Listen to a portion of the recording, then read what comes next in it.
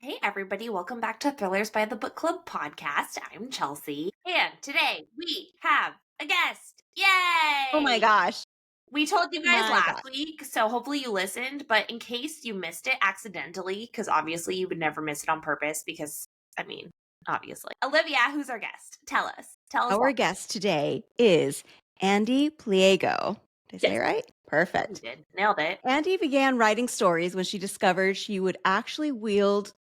could Andy began writing stories when she discovered she could actually wield her overactive imagination for good. A lover of stories with teeth, she writes books involving mind games, dark humor, general murder and mayhem, and most importantly, finding the hope in the dark. When not reading or writing, she can usually be found dabbling in art, scheming up her next trip, or making constant expeditions to the library. Hear that? Born in Florida, raised in France, and having left footprints all over the globe, Andy is settled in the Pacific Northwest in the US with her craftsman husband and little son. She is the author of the book that you have been seeing literally everywhere, Yeah. You Are Fatally Invited, which is coming out on February 11th. Thank you so much. Thank you for having me. I've been so excited for this. Yeah. So excited. I had book club today, and I gave my other host a copy of your book because I was super excited about it. I was like, I have to give you this one. Well, thank you because- so much to hear. It is okay. You tell us about it. Yes. Because I don't even Tell want us to tell about it. everybody because you're here. So tell us what your book is about. Okay, so essentially it is about a writer's retreat that goes extremely perfectly well, according to plan, no issues. If you're the murderous author who planned the retreat. So it does not go according to plan for everybody else, all the guests who are all thriller authors who are invited to this beautiful island on the Maine coast for a big writer's retreat with an anonymous thriller author. And of course, as the days go on, they start realizing that this may not actually be the writer's retreat that they thought they were going to be on. As they start, well, I mean, it's fatally, it's in the title. It's not really a spoiler. As they start being killed off, essentially. Yeah, it's a lot of fun because I got to play with a lot of thriller tropes, which is just a fun kind of way to poke at a genre that I love so dearly and pay, I guess you would say, like homage to a bunch of the great thriller authors that have come before. So it's just a lot of murderous fun, especially for me. But yes. Yes. I mean, that's really what I got out of it when I was reading it. I was like, this is like every amazing trope that you want in a thriller. And it's like satirical, but not really. And it's ironic, but not really. Kind of tongue in cheek is how it's reading. Yeah. Like maybe it's a little tongue in cheek about it of like, oh, we're thriller authors, so this is going to be a murderous time and stuff like that. Yes. It's like, you know what it's about in a way, but then you don't really. And that's the fun part, is that you know what you're to expect, but then actually you don't know what to expect at all. I'm so glad to hear that. That's exactly what I was hoping that readers would get out of it, is something familiar, but also... And in a way, it kind of like reminded me of an escape room, because the game aspect of it and like all the little elements for people who enjoy both mind games, board games, like psychological games, like there were so many game elements that I thought was super cool. That was my favorite part, especially the board game that was in the book. I was like, I want that board game. Like, can we just see it? Look at this. Thank you. Look at this. This is incredible. Thank you. How did this come about, this amazing illustration? Yes, thank you. So I had always had the idea of I would love for there to be the clue map in the book. And so I really wasn't sure what my editors would say, because, it's a thriller book. Thriller books don't usually get, maps in them. But I pitched it and I was like, I think this would be super cool. Here's the idea for it. What do you think? Could we think about like having someone do it? And they were like, great, let us know when it's done. And I was like, I get to do it. Okay. So I am an artist. So like I was really excited to do it. I wasn't expecting to be the one to do it. I thought they would be like, oh, we have, well, whatever. But so they had a lot of faith in me letting me do that. So I like drew the whole thing. It was a huge labor of love, many sleepless nights. And I sent it to them and was like, oh my gosh, they're going to hate it. It's terrible. They're going to be like, well, that's nice. Thanks for doing it. But no. And they loved it and we're super excited to put it in the book. So I'm very blessed that my team was up for that, because it's probably a little bit, it's an extra thing. And so I was very happy. But it's amazing. So, okay, I'm sorry. Let's back up one second. Did you hand draw this or did you graphic design it or So both? I did a little bit of both. This is amazing. You are so talented. Thank I'm you. like blown away. Thank you.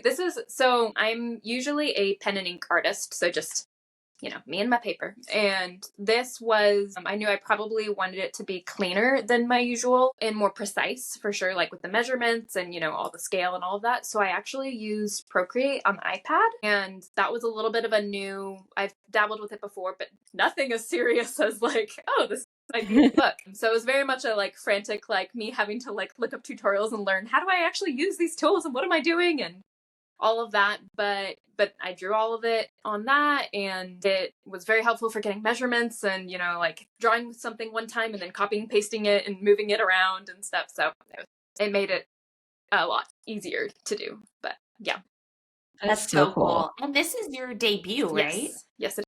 And so how did you get into writing? Yeah, so I started, as probably a lot of authors do, with terrible fan fiction as a child. So Nice. yes, mine was Lord of the Rings fan fiction, as probably a lot of authors do. But yes, so when I was, I think, 11, I started writing fantasy, and I actually wrote over a few years several hundred pages of like a trilogy, and then a couple of full-length spin-offs, and just like a bunch of stuff. But it was literally just for me. Like I never told anyone about anything. And it never actually occurred to me that, oh, I could actually become a writer. I thought, authors materialized out of the ether, fully formed and famous and, gifted and all of that. And so. Isn't that how it works? That's not how it works? No, that's what I thought. Weird.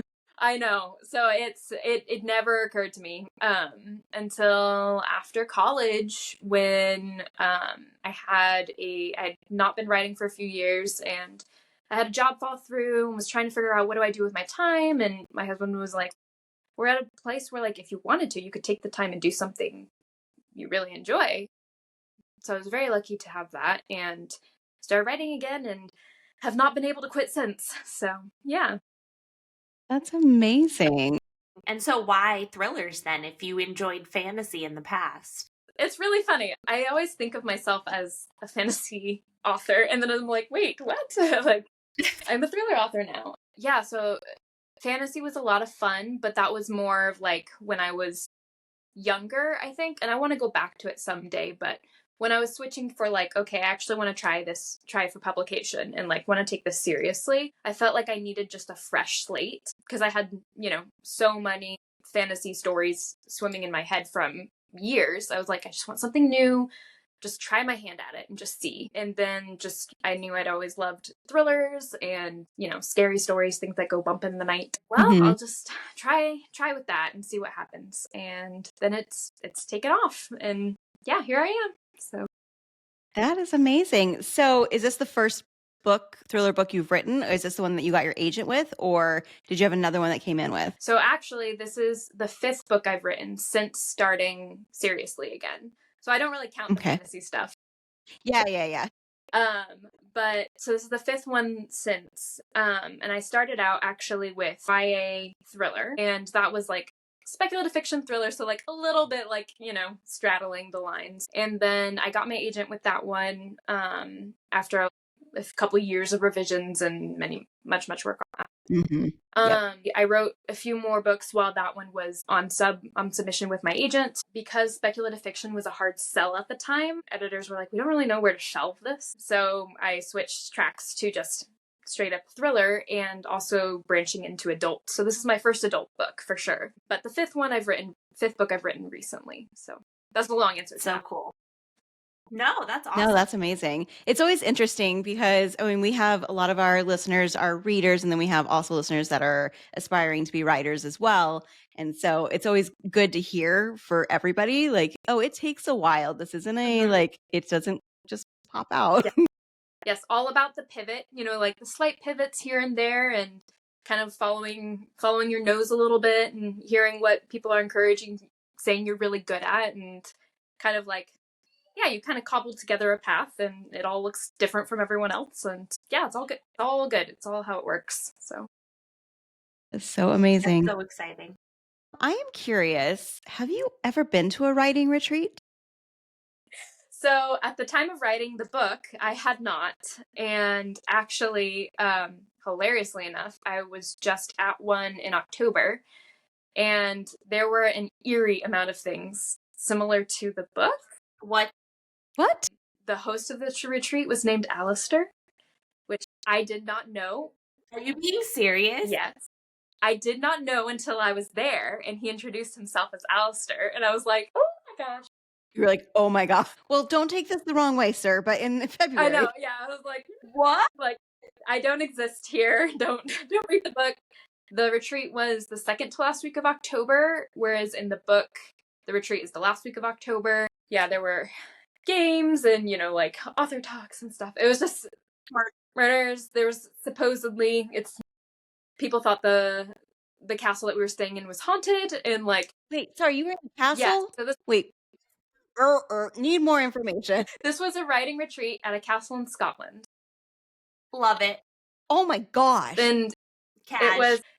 So it's a retreat for author Adrian Young's Writing with the Soul workshop, which I had been a part of for several years. And I'd always known, like, every year they go to this castle in Scotland. Sounds amazing. I'll never get to go. And then this year I was finally able to go. And it was their last year doing it too. So I'm really lucky that I got to go. But it just happened that there were multiple things that were a little odd. And a couple of friends on the retreat who had read the book would kind of, make eye contact a little bit. I'm like, no, but anyways, it was great. Nobody died, so we're happy. I'm never going to be invited to another retreat after this book comes out. So I enjoyed it while I had it.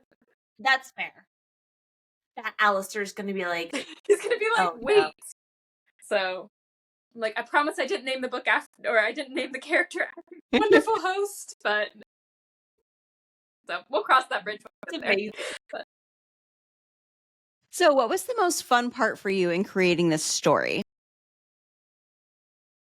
Actually, that's not. I was like, oh man, there's so many fun parts. But actually, so throughout the book, there are snippets of each of the author's books, which were really fun. And the main author, so the host author, Alistair, his snippets were the most fun I've ever had, probably ever had writing, honestly. They're very tongue-in-cheek. It's a book on how to write, fear genres. So thrillers, mystery, horror. And so it's like a very snarky examination of tropes and why they work and, that kind of thing. So that was just a lot of fun to play with. His voice was very easy, which not sure what that says about me, but it was a lot of fun. Who would you say some of your favorite authors are? Tana French is a big one. Her book, The Likeness, is just one of my top favorites of all time. Her prose and her dialogue and characterization is just absolutely stunning. So highly, highly recommend all of her books. Adrian Young's book, Spells for Forgetting, is also an incredible mystery, magical realism, romance. It's got kind of like a lot of different things in it, and it's just so well told. A really stunning mystery. And because I'm also a fantasy junkie, as always, Six of Crows is peak fantasy for me. So, yes. Yes. Perfect. It's funny, like, I own maybe like 3 or 4 fantasy books, and that's one of them. Yeah. That worked out good. That's a good one. Oh my gosh. Well, what else are you working on? What happens next? This book's coming out February 11th. Let me stop a second. February 11th, are you, what's your launch day plan? And then tell us what you're working on next. Yes. So for launch day, I will, my plan is to listen to the whole audiobook, which is, I think Narrator News is coming soon, and they're just absolutely fantastic. So I can't wait to hear them bring the characters to life. So I'll listen to that throughout launch day, and then evening, me and a few writer friends are going out and, having drinks and dessert or appetizers or something fun. And then on the 15th, which is a Saturday, I have an actual launch event in Seattle, which will be really fun at Barnes. Oh, yeah. I saw, is that the one with Jessica Payne? Yes, it is. Yeah, I saw that posted, and I was like, oh my gosh. Yes. So sad. Chelsea knows. I just moved here last year, and I was like, that's so sad. Well, I hope you're able to come back around sometime soon. Oh, I will. Oh, I will be. Yeah. So, what is the next book you're writing? Yes. So, this is another adult thriller, and it's coming out in March 2026, so a year after Fatally does. And it is, I call it Dark Inheritance games. That's kind of like the okay. code title for it for now. And it will have, I don't think I can share too much about it now, but it will have a lot of it's a similar literary in the terms of like, there's a lot of love for books in it as Fatally. So if you like that element and if you like dark games kind of thing and books about books, then you might like this one too. So, Love it. Sounds perfect. Love it. Yep, sign me Who up. doesn't love books about books? They're so fun. The best. I always love those. So I'm glad other people do too, because I like writing them. Yeah, that's very exciting. So everyone listening, get ready, get excited, because it's coming. It's coming. Yay! Well, speaking of pub day, Olivia, do you want to start us out for what's coming out today? Yes, absolutely. Cool. So today is Tuesday, January 1st, Mhm. and we are going to be talking about 2 books coming out today and 2 books coming out next week because January 28th, there's like a million. Yeah. So we had to break it up. Yeah. So I will start up. The first one is called The Inheritance by Trisha Sokleka. Hopefully I said that right. Sure, I said it wrong. Sure. From Pamela Dorman. Most family reunions end in tears. This one will end in murder. Meet the Agarwals? Meet the Agarwals, who have gathered on a private luxury island off the west coast of Scotland for a much-anticipated family reunion. Raj, the patriarch and business tycoon, is about to announce to his wife and 3 children the succession plan for his multi-million-dollar Delhi-based company. Shalini, the fragile matriarch, is ready to have her husband to herself after years of sacrifice to the family business. Mira, the golden child, owner of the island and host of the reunion, is unbeknownst to her family on the brink of bankruptcy. Asim, the son and supposed heir, is torn between his love for his wife and his duty to his family. Aisha, the youngest, a party girl whose antics are legendary, can't pass up an opportunity to wreak havoc. And then there's Zoe, Asim's wife, the outsider whose #InstaPerfect life is built on a foundation of lies. They've all got secrets they would die to protect. Who will survive this high-stakes reunion, and who will become a victim of their own greed? One thing is certain, this family gathering will shatter more than just their illusion of unity. That sounds so fun. Mhm. Yeah, I like this. I like really interested in this like a trope or like examining greed and how that like impacts people, and yeah, I'm super interested in that. Love it. The next one is called A Killer's Code. It's from Thomas and Mercer by Isabella Maldonado. During a recent undercover sting gone bad, hitman Gustavo Toro died in the arms of special FBI agent Daniela Danny Vega. But Toro had secrets he refused to take to the grave. In the event of his death, Toro left behind a video that promises to expose a mysterious mastermind who has been operating with impunity for decades. But there's a catch. Danny's team must follow Toro's cryptic clues on a cross-country hunt for justice.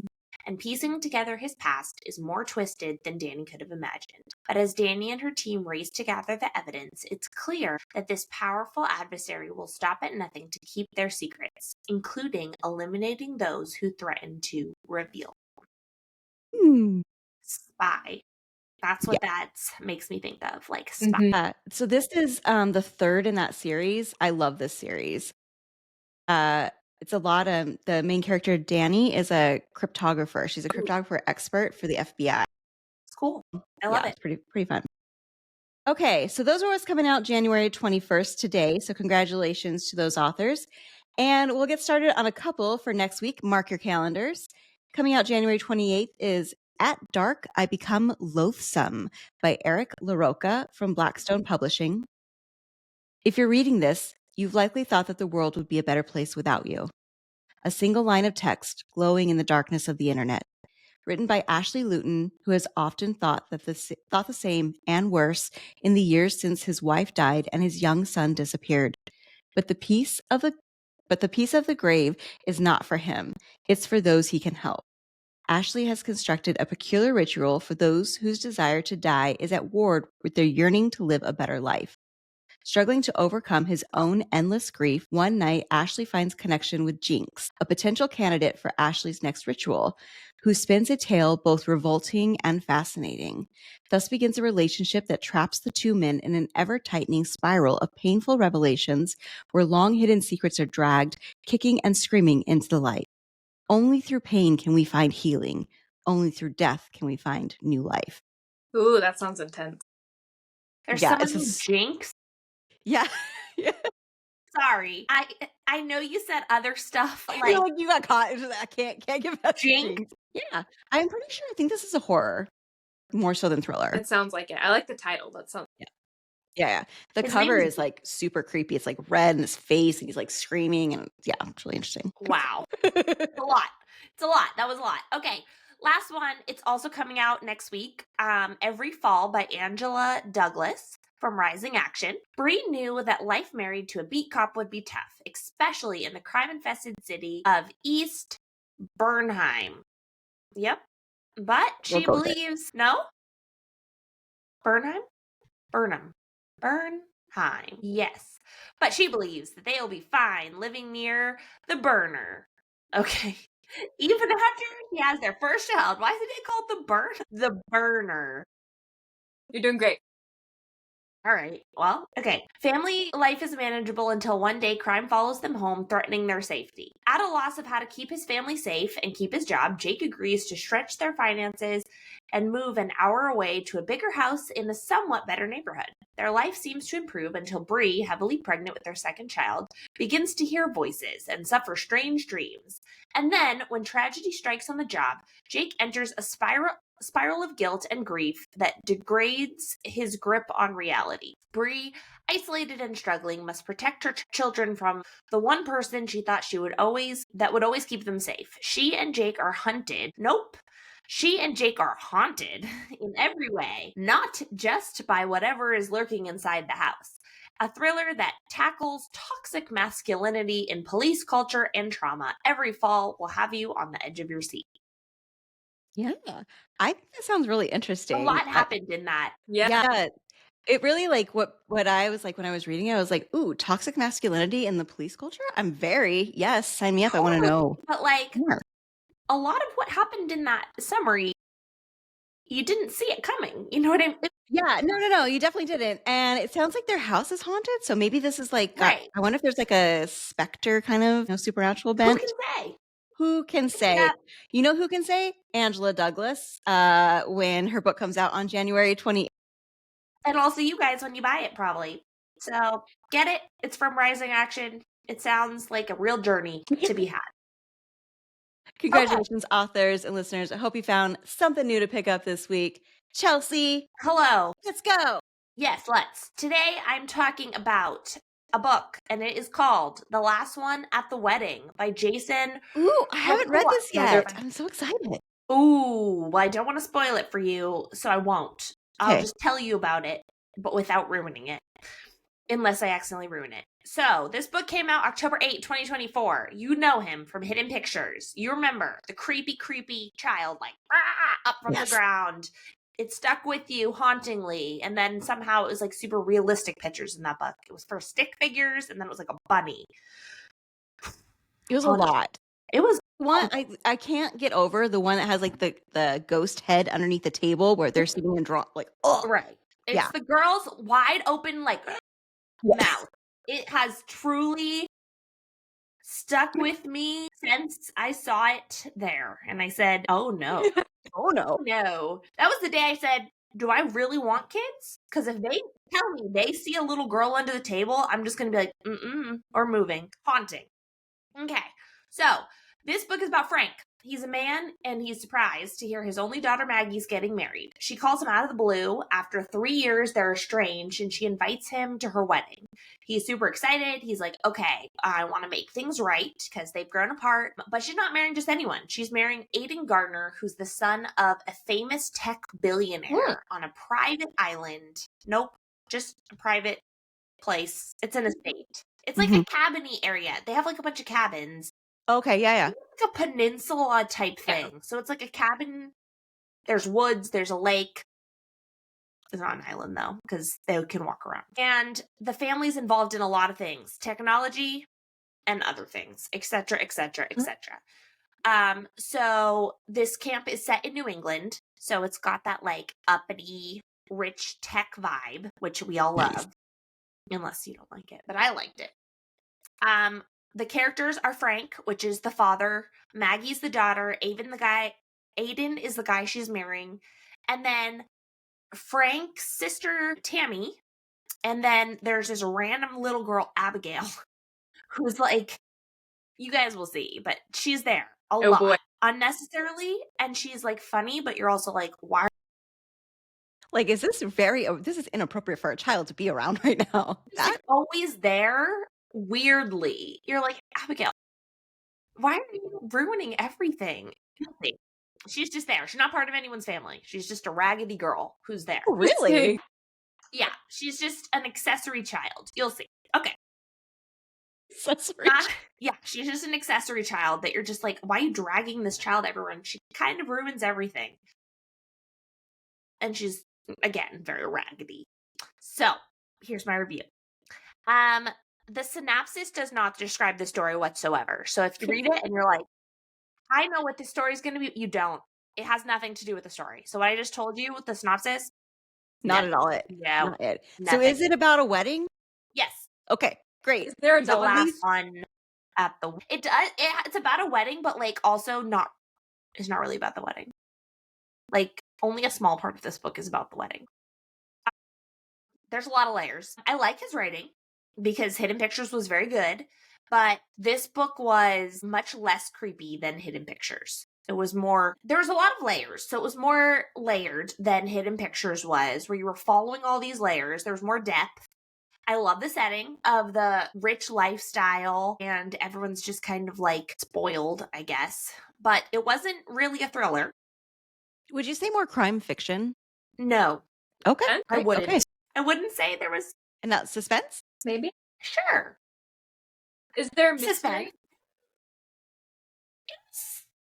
Suspense. Okay. Serious. There was some suspense. There was some fiction. And some crime, probably. It's like crime light.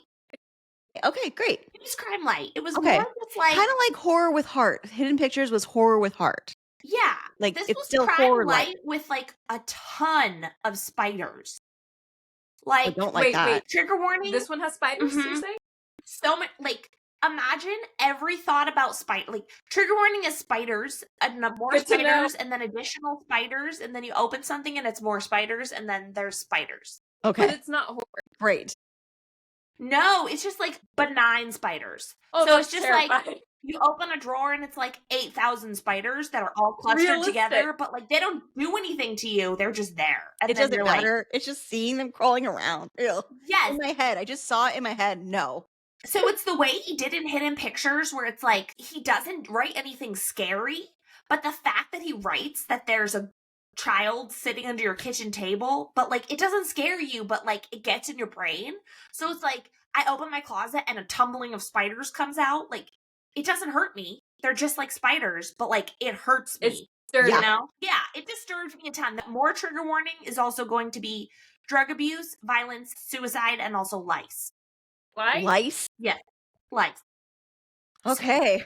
Lice. So if you don't like creepy things, I feel like crawly things, Scraggly Girl Abigail, whatever you said her name was. because yes, Abigail brings the lice. That girl is scraggly. I'm like, girl. She's so scraggly. I'm just gonna do a quick spoiler. They shave her head, and she deserves it. She deserves it. I don't feel bad. Somebody should. Sounds like. Yeah. I'm like, good, bald little Abigail. She ruins everything. Okay. There's spiders, there's lice, it's gross, it's disgusting. I need to read Anyway. it just for Abigail now. Yeah, me she's too. kind of a little shit. I can't remember if she is, but like thinking back now, I didn't like her. In the book, maybe you're supposed to like her, but now I'm like, ugh, you're annoying. I liked the characters, my review says. That's awkward. But not Abigail. I guess not. I don't remember liking her. My review says I liked her, but now I'm like, don't think it did. I also wrote too many spiders. Far too many. I rated it 4 stars. And books that it reminded me of was The Guest List by Lucy Foley and You're Invited by Amanda Jade. That. Yep. That was it. That's all. That's amazing. Sounds like a lot going Wow. on there, and I want to read it now. Yes, I recommend it. I did like it. It just wasn't anything like I thought it would be. That's tough when the synopsis and your expectations were you hope. As I've said thousands of times, publishers, you're ruining everything by doing that. It's Everyone the publishers. hates you. It's not the authors. Literally, it is the not publishers. the- It is the everyone hates marketers. You. Yeah. It's not It is not the Publishers, authors. you're literally ruining everything. We're all mad because you're making us hate the book. You're making us hate everything about it because we get our hopes up and think it's one thing and then it's not. Don't market it incorrectly. Just saying it again because we all hate it. Stop putting it in the wrong category. Yes. Don't put the wrong thing on the cover. Don't call it something it's not. Like, just call it what it is. Because then the person who really likes cozy mystery thriller lights will love it. Yeah. I mean, it was still good. But Yeah, but if it's not what you the reader were expecting and hoping for, it hits different. Yeah. Yeah. And if you're like, this is only going to be about a wedding, and then it's like barely about a wedding, you're going to be like, Yeah. Anyway, it was good. 4 stars. Check it out. There's a lot of Awesome. Love spiders. Okay. A lot of spiders. Too many, in fact. All right, Andy, do you want to tell us about your book? Yes. So I am so excited to chat about The Nature of Disappearing by Cunningham Grant. Have either of you read this? Nope. I haven't. I don't know. It looks familiar. It's so good, guys. It's absolutely fabulous. So I'd kind of been in a little bit of a book slump and then listened to this on audio, and the audio is fantastic. But a little bit about it. I have notes here because I can't hold thoughts in my brain extremely well. I'm a writer, not a speaker. But here we go. So We understand that. thank you. But it's about a wilderness guide with a painful past she's tried so hard to leave behind, having to team up with the ex-love of her life to find their missing best friend who's gone missing in the wilderness. And let me tell you, it is a survival story, but I'm admittedly not huge into survival stories. Like the man against nature and that kind of being the main thing is like not so much up my alley, but this blew me away. And I think and it similarly happened with her previous book, The Silent Woods, I think it was, where it's just so character driven and focused on the relationships between the characters and like the character arc, and it's just beautiful. But so the characters, I'll talk about those. They are Emlyn, who's the wilderness guide, and she's the one with kind of the past she's tried to leave behind. She's kind of tried to start fresh, start over, guiding people in the Idaho mountains. And then her best friend Janessa is the one who's gone missing. And it's really interesting because the story opens and it's her ex-boyfriend Tyler, who she hasn't seen in 3 years, who shows back up into her life, and he says, hey, Janessa is missing and we need to go figure out what happened. And I love the way she tells it because the story is woven with a past timeline showing how they met, both the main character and Tyler, but also their third friend, and kind of how their relationships unfolded and then how they fell apart in the end. But what's the next category? I'm jumping ahead too much. No, this is good. You're good. Okay, it's because it's so good. So I said it was set in the mountains of Idaho, which is near and dear to my heart because I used to live in Idaho. And for what worked with it is just her prose is absolutely beautiful. It's third person, but the way that she sticks you in the character's head is stunning for third person, at least for me. Like, I feel like in first person is kind of when I'm able to sit in the character's head a little more. Yeah. But she just nails it with third person. And the way that it's focused around themes of like resilience and learning how to let someone go, and learning how to pick the pieces of yourselves back up. Like, there's so much going on, but like it's a layered story with a lot of character depth to it.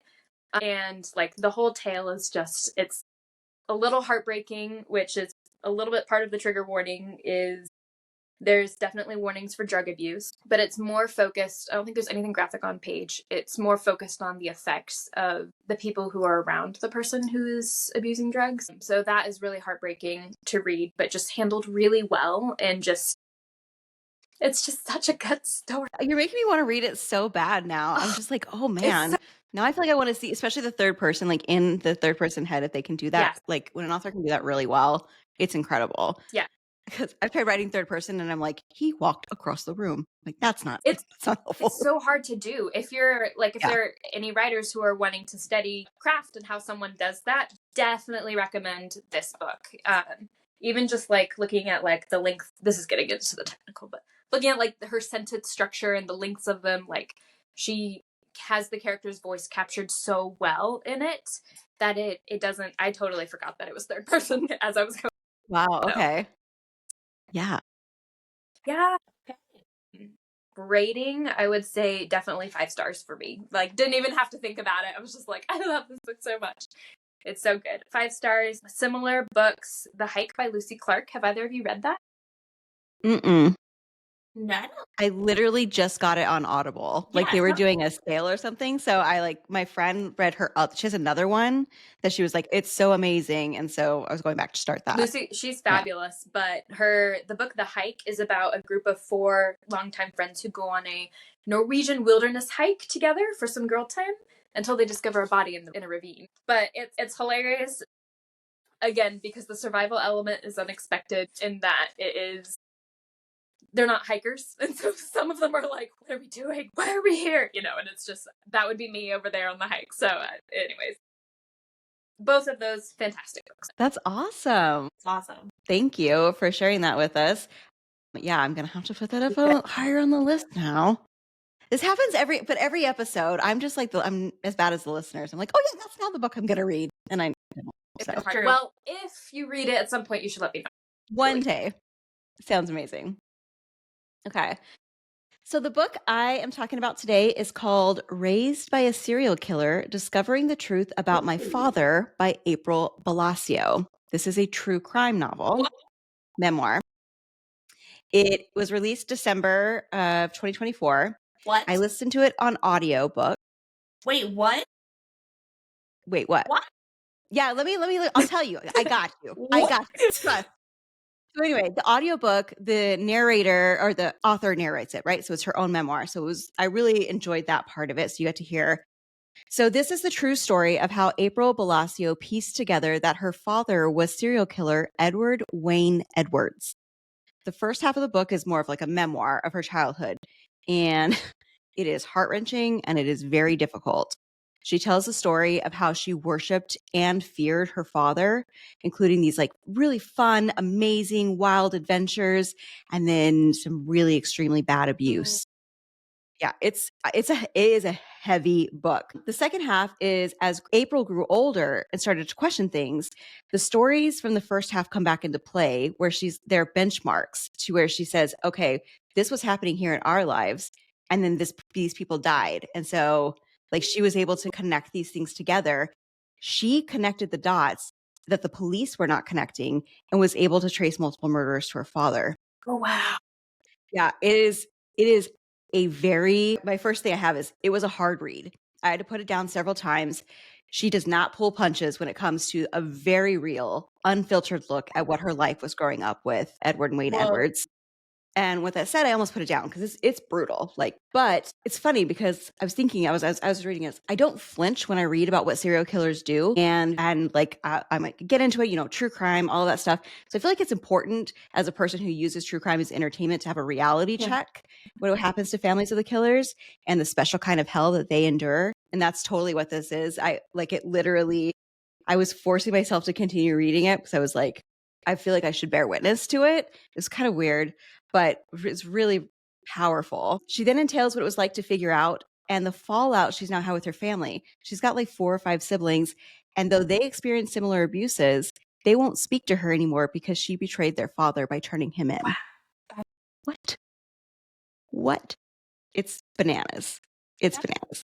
A lot. It's a lot. It's a lot. I'm definitely, but it's so good. Like it's so powerful.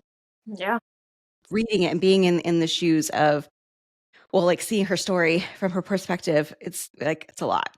Anyway, so trigger warnings a lot. Just go in ready to be triggered. I'm not even going to write them all out because it's just abuse. Yeah. 5 stars, but I really don't feel like you can rate memoirs, but it's definitely 5 stars. She wrote it it was really well written. And I thought that the way that the beginning and the end tied back together as like, again, creating those marks was really, really well done. Similar books, if you like this kind of book, I recommend A Serial Killer's Daughter, My Story of Faith, Love, and Overcoming, an inside look at the true crime story of the BTK killer, Dennis Rader. That was written by his daughter, and that's also, my gosh, that's also powerful. And then Shattered Silence, The Untold Story of a Serial Killer's Daughter by Melissa Monroe. She's the daughter of the Happy Face serial killer, and she has a podcast as well. I think it's called The Happy Face Killer. Yeah, I looked up, and these are like the only 3 that are out that are about like being a child of a serial killer, and it's just these women are amazing. Serial killer kids writing books. I would be like, nobody. I would lie. I would be like, that's crazy. Well, I'm sure there's a lot that do, that have tried to separate. That's horrible. Yeah. So it is definitely a heavy book, but I thought it was, I don't know that I would say enjoyed, but I thought it was worth the read, and I'm glad I read it. Absolutely. It sounds like it. I want to read it now, for sure. And I definitely recommend audio because she's like, it's so amazing to hear her voice in it. And like you can tell the times when she's having a happy memory, like you can hear her smiling and then not. Yeah. That's powerful. Yeah. Well, there it is. Yeah. On that note, Andy, if people want to find you on social media, where can they find you? You can find me on Instagram. That's mainly where I'm at Andy Pliego Writes. So just my weird last name, Ande Pliego Writes. Perfect. Or on my website at andypliego.com.